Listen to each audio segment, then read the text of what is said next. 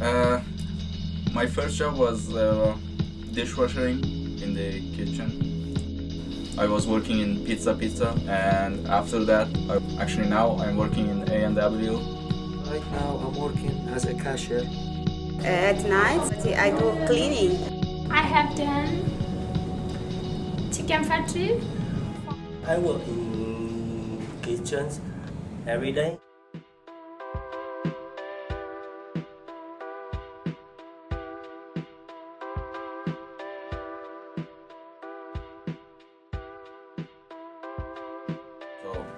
My job is making the burgers. Everything about the burgers and sandwiches. I have to clean the dishes. Took out feather in the chicken.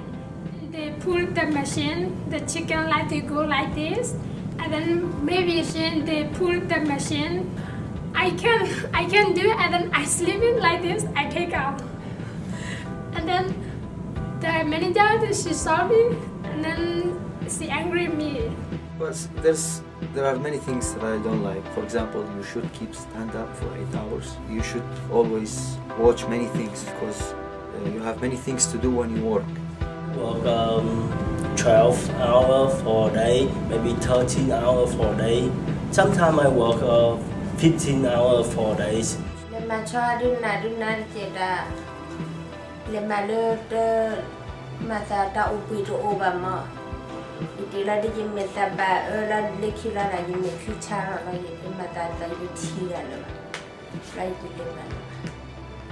Again, there are language issues, but also because they're new to a country, they're new to a culture.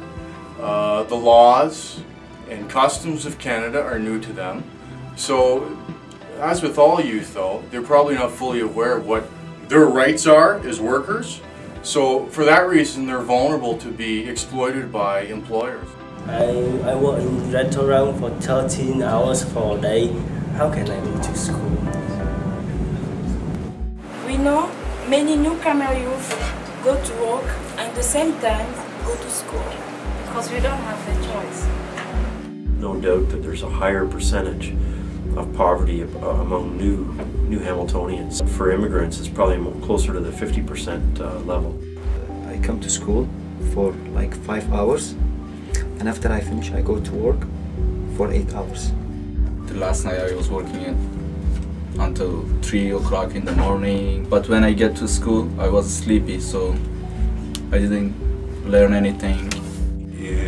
Immigrant youth are part of a larger family. In many cases, in which cases their income is really important to the stability of the family, for the whole family, not just for themselves. And right now I should help my family.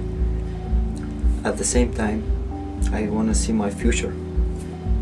I want to study because I don't want to stay as a cashier at a gas station. I have to pay for bills.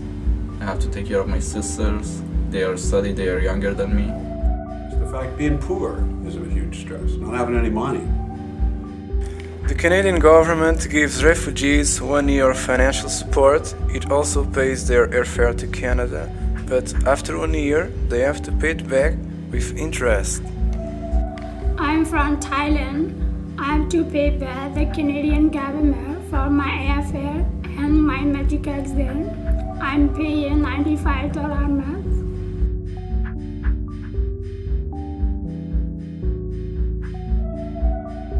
So, how can immigrant youth afford to go to school if they are living in poverty? Not sure now. I think I have to borrow from the government.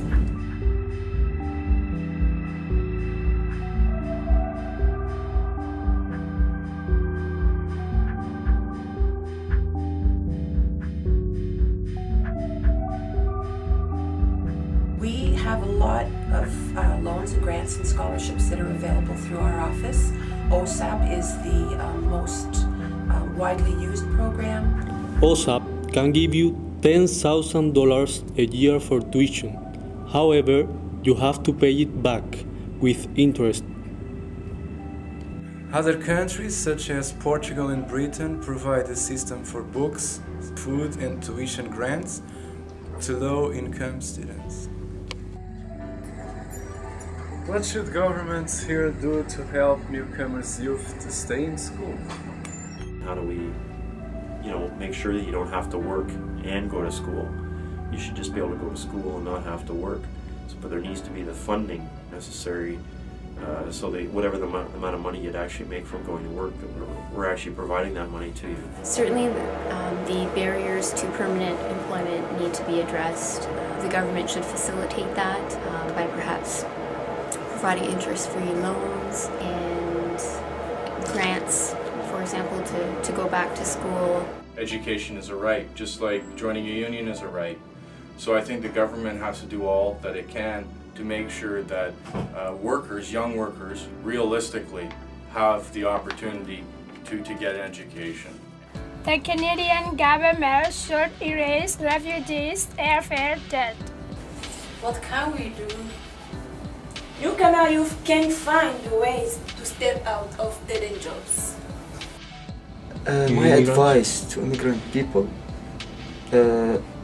is to learn English, because if you learn English and if you improve your English and if you work hard, believe me, you will find the right way in Canada, and if you find it, you will live better than you lived before. I think a lot of young people get categorized as only fit to do dead-end jobs only because they have a lack of education and or training. But I don't think that anybody has to stay stuck.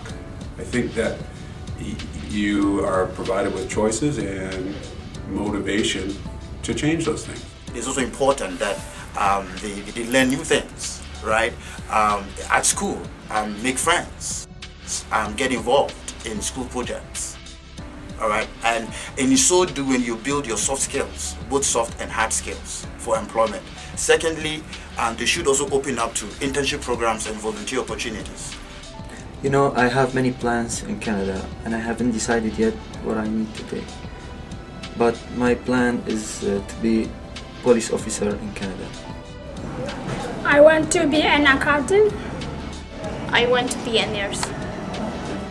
I want to be a computer network manager. I'm going to be a doctor. I will learn for my English better, and I will go to college